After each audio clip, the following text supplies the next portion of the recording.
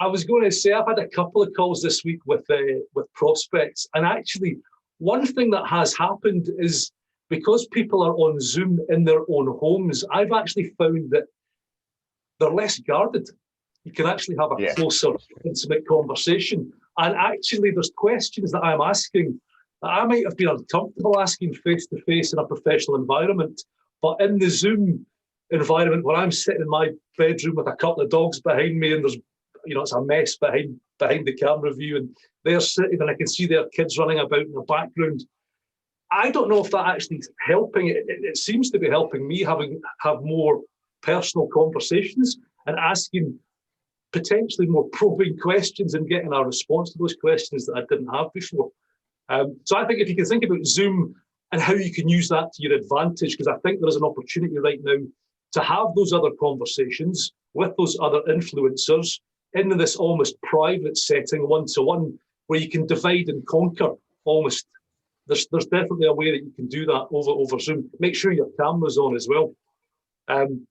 Cutting above the noise, I think that's always been a problem. I think there's always been a lot of crap posted on social media and LinkedIn. There's a few comments, I think, in the chat here around, is the content you're creating really tapping into the emotional mindset of that buyer, that human being that's going to read that? Because you're not trying to reach out to an organisation, you're trying to reach out to a human being. So have you revisited your buying personas and thought, well, what's actually going on in their head right now?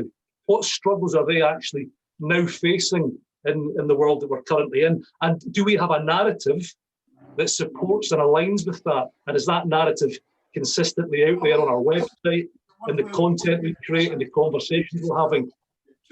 So I think if you're going to cut through the noise, you need to make a connection and tap into the emotional talk track that's in your buyer's head right now. So you need to understand who they are and what they're going through.